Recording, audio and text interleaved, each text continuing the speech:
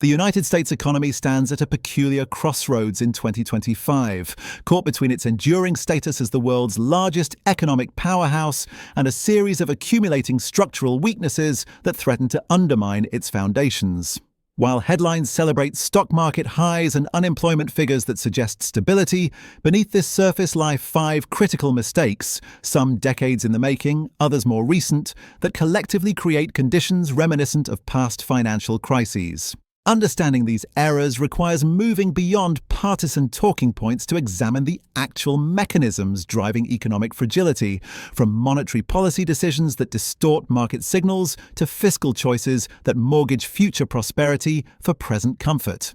The first and perhaps most consequential mistake involves the Federal Reserve's prolonged experiment with unconventional monetary policy, which began in earnest during the 2008 financial crisis and has never truly ended despite brief attempts at normalization.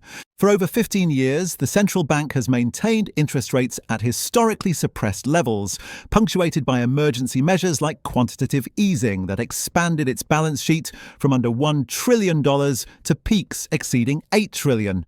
This sustained intervention has fundamentally altered how capital flows through the economy, creating what economists call a moral hazard, where investors make increasingly risky bets knowing that the Fed stands ready to rescue markets at the first sign of serious trouble. The practical effect has been a systematic mispricing of risk across nearly every asset class. Real estate values have soared not because of genuine improvements in property fundamentals, but because cheap money makes leverage purchases irresistible. Corporate debt has exploded as companies borrow at minimal cost, not to invest in productive capacity but to buy back their own shares, artificially inflating stock prices and executive compensation.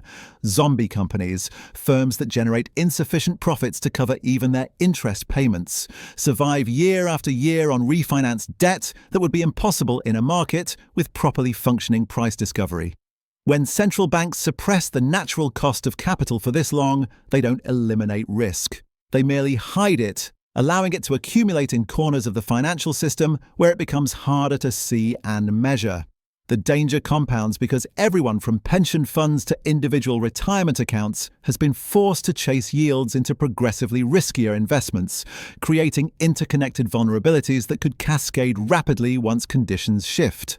Each time the Fed has attempted to raise rates back toward historical norms, markets have convulsed and economic activity has slowed, forcing a reversal that reinforces the pattern of dependency. This creates a trap where the medicine needed to restore long-term health, higher rates that properly price risk and encourage productive investment over speculation, becomes politically and economically intolerable because so much of the current system depends on its opposite. The second critical error lies in the federal government's apparent abandonment of fiscal discipline, transforming deficits from occasional tools for managing recessions into a permanent feature of American governance, regardless of economic conditions. In 2024, the United States ran a deficit exceeding $1.8 trillion, despite unemployment near historic lows, and an economy that by conventional measures should have been generating surpluses to pay down debt accumulated during emergencies. This represents a fundamental shift from the fiscal patterns that prevailed throughout most of American history, when peacetime and prosperity meant balanced budgets or even surpluses, while deficits appeared during wars or severe economic contractions. The national debt has now surpassed $35 trillion, with interest payments alone consuming over $1 trillion annually, a figure that exceeds defense spending and continues rising as debt matures and must be refinanced at higher rates. These interest costs represent pure deadweight loss to the economy, money that generates no roads, no research, no education, nothing but payment for past spending. The trajectory becomes more alarming when examined in context of demographic trends, as the baby boom generation's retirement swells Social Security and Medicare obligations by trillions of dollars over coming decades.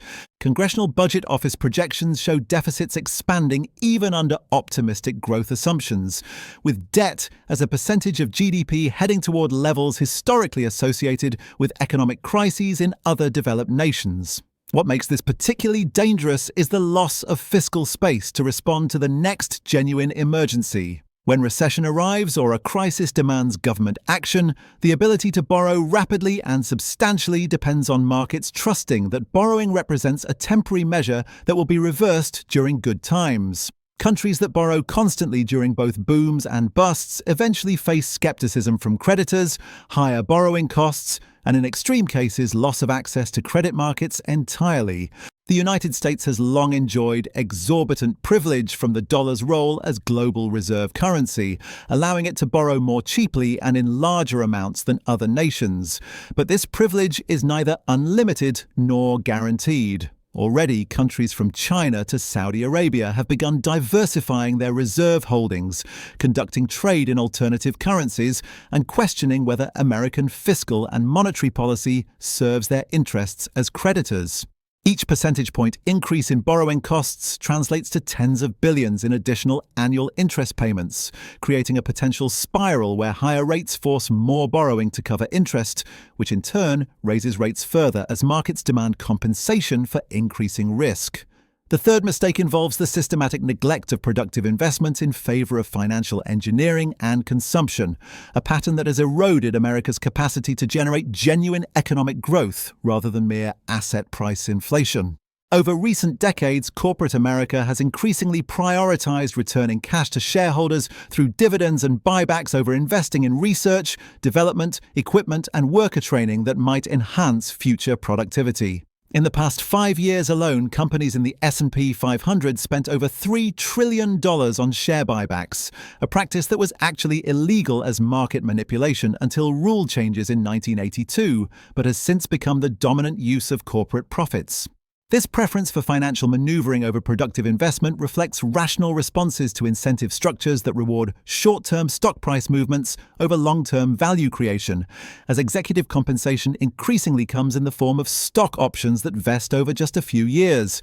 The result is an economy increasingly dominated by what might be called paper prosperity, wealth that exists on balance sheets and brokerage statements but corresponds to no expansion in the economy's actual capacity to produce goods and services that improve living standards. Manufacturing capacity as a share of GDP has declined precipitously, with critical industries from semiconductors to pharmaceuticals now dependent on complex global supply chains that recent disruptions have exposed as vulnerable.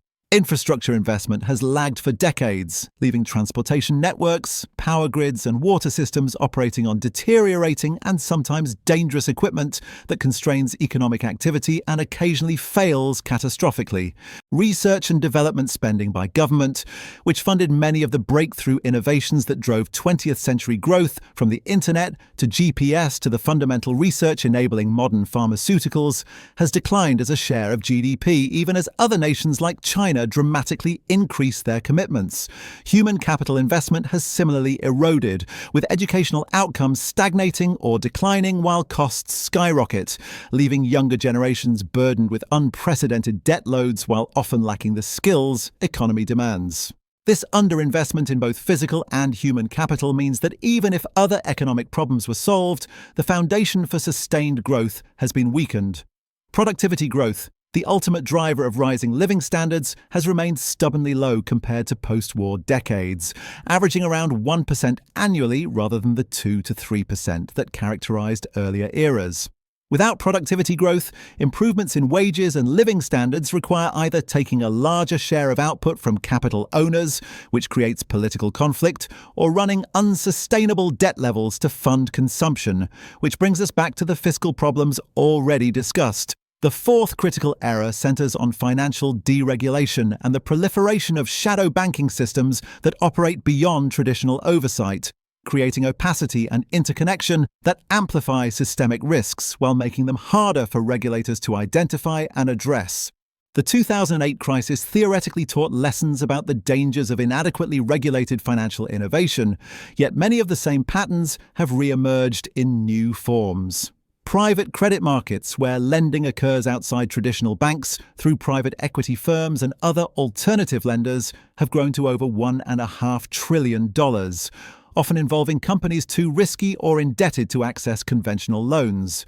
These loans typically carry floating rates tied to benchmark rates. meaning that recent rate increases have dramatically increased borrowing costs for companies that were already financially stretched. Unlike bank loans, which regulators can monitor through established reporting requirements, private credit operates in shadows where trouble can build invisibly until it suddenly erupts into broader financial system. Cryptocurrency markets, despite repeated collapses and scandals, have expanded to over $2 trillion in notional value, with billions in leverage provided through complex derivatives and lending platforms that have repeatedly failed spectacularly, wiping out fortunes and sometimes revealing outright fraud. The integration of cryptocurrency into traditional finance through exchange-traded funds and institutional holdings means that a major crypto crisis could now spill over into mainstream markets in ways that weren't possible when it remained a marginal phenomenon. Leveraged loans and collateralized loan obligations, essentially the same type of complex securitization that helped trigger the 2008 crisis, just applied to corporate debt rather than mortgages, have grown to record levels, often with weaker borrower protections than previous generations of such instruments. High-frequency trading and algorithmic systems now account for the majority of trading volume in many markets, creating fragility where computer-driven selling can overwhelm markets in minutes, as seen in periodic flash crashes that regulators struggle to prevent or even fully explain after the fact. The problem is not that any single one of these developments will necessarily trigger crisis, but rather that their combination creates a financial system that is simultaneously more complex, more interconnected, and less transparent than before. Regulators tasked with monitoring stability face an impossible task when significant portions of the financial system operate beyond their view or authority, using instruments they may not fully understand, based on risk models that have never been tested under genuine stress conditions. Each crisis brings promises of reform, yet political resistance from well-funded financial interests ensures that regulations remain incomplete and enforcement remains inadequate, setting up conditions for the next crisis. The fifth and perhaps least discussed mistake involves the political economy of reform, where the very structures that need changing have created constituencies powerful enough to prevent change, effectively locking in vulnerabilities that rational policy would address. Consider the housing market, where policies from mortgage interest deductions to restrictions on new construction have created a system that treats homes primarily as investment vehicles rather than simply places to live, generating enormous wealth for existing homeowners, while making housing increasingly unaffordable for younger generations. Rational reform would shift policy to increase supply and moderate price appreciation, yet homeowners who count on rising property values for retirement security become fierce opponents of changes that might stabilize or reduce prices. Financial institutions whose business models depend on regulatory arbitrage and implicit government backing oppose reforms that would force them to hold more capital or restrict profitable activities, deploying armies of lobbyists and making campaign contributions that ensure friendly treatment.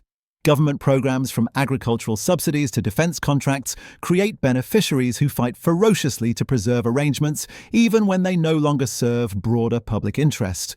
Industries from healthcare to education have evolved structures where rising costs benefit incumbent providers even as they burden consumers and the broader economy, with reform efforts consistently stymied by those who profit from existing arrangements. This creates a form of institutional sclerosis where everyone can see problems, yet change becomes nearly impossible because every specific reform faces concentrated opposition from those who benefit from the status quo, while the broader public that would gain from reform remains diffuse and poorly organized. The political system itself has evolved in ways that amplify these dynamics, with gerrymandering protecting incumbents from electoral accountability, campaign finance rules that magnify the influence of wealthy interests, and media fragmentation that makes it easy for voters to retreat into information bubbles that confirm existing preferences rather than challenging them with uncomfortable realities. The result is that even as economic problems accumulate and vulnerabilities compound, the political will and institutional capacity to address them continues to erode, creating a widening gap between what policy should do and what politics actually allows. These 5 mistakes do not operate in isolation, but rather interact and reinforce each other in ways that make the overall situation more precarious than any single problem might suggest. Loose monetary policy enables fiscal irresponsibility by keeping borrowing costs artificially low, which in turn reduces pressure for productive investment as firms can prosper through financial engineering rather than genuine innovation. Financial deregulation allows the consequences of these policies to accumulate in opaque corners of the system, while political sclerosis prevents addressing any of these issues even as they become increasingly obvious. The question of whether this combination will produce a financial crisis cannot be answered with certainty. Economics is not physics, and precise predictions of timing and trigger points remain impossible. What can be said is that current conditions create fragility across multiple dimensions simultaneously. Asset valuations from stocks to real estate to corporate debt reflect years of artificially suppressed interest rates and may not be sustainable if rates must rise further to control inflation or if economic growth disappoints. Fiscal trajectories are unsustainable, though exactly when markets might lose confidence in American debt remains unknowable until it happens. The financial system contains numerous potential points of failure, from over-leveraged private equity portfolios to cryptocurrency exchanges to complex derivative positions that may not perform as models predict under stress. Any number of potential shocks, from geopolitical conflicts to pandemic recurrence to unexpected inflation resurgence, could expose these vulnerabilities, though predicting which specific catalyst might trigger crisis is largely futile. What history teaches is that financial crises typically arrive not through a single dramatic cause, but through the interaction of accumulated vulnerabilities that suddenly reinforce each other in cascading fashion. The 2008 crisis emerged not from housing price declines alone, but from how those declines interacted with leverage, securitization, interconnection, and regulatory gaps to create a system-wide panic. Similarly, any future crisis will likely involve multiple weaknesses activating simultaneously in ways that seem obvious only in retrospect. The optimistic scenario is that gradual adjustment occurs as markets and policymakers recognize problems and take corrective action before anything breaks catastrophically. Interest rates normalize slowly enough that over-leveraged positions can deleverage, fiscal discipline returns before debt spirals out of control, financial regulation improves incrementally, and political reform allows addressing structural problems. History offers few examples of such smooth transitions when imbalances have accumulated to current levels, but neither is catastrophe inevitable. The pessimistic scenario involves a sudden loss of confidence triggered by any number of possible catalysts, where markets that have been calm for years suddenly price in risks they had been ignoring, credit conditions tighten abruptly, asset prices fall sharply, and the interconnections between problems amplify rather than dampen the initial shock. In this scenario, the very policy tools that might be deployed to manage crisis, interest rate cuts, government spending increases, financial institution bailouts, face constraints from the accumulated effects of having used those same tools too liberally in the past. The fundamental challenge is that avoiding crisis requires doing difficult things that impose costs on powerful interests in the present to prevent worse outcomes in an uncertain future. Normalizing interest rates means accepting slower asset price appreciation and potentially some market losses. Restoring fiscal discipline means making hard choices about spending and revenues that anger both those who want government services and those who pay taxes. Properly regulating finance means reducing the profitability of certain activities and accepting somewhat less short-term growth in exchange for greater stability. Overcoming political sclerosis means taking on entrenched interests and accepting transitional costs as economic structures adjust. These are choices that democratic political systems find extraordinarily difficult to make, especially when current conditions appear relatively comfortable and crisis remains a possibility rather than a certainty. Yet the longer such choices are delayed, the more severe eventual adjustment becomes, as imbalances compound and policy space to manage problems contracts.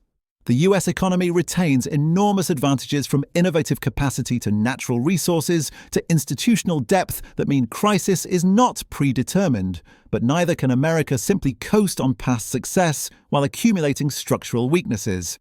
Whether the result is smooth adjustment, muddle through stagnation, or sudden crisis will depend on choices made by policymakers and markets in the coming years. Choices that will be shaped by whether political and economic leaders can break free from the patterns and interests that have driven these 5 critical mistakes.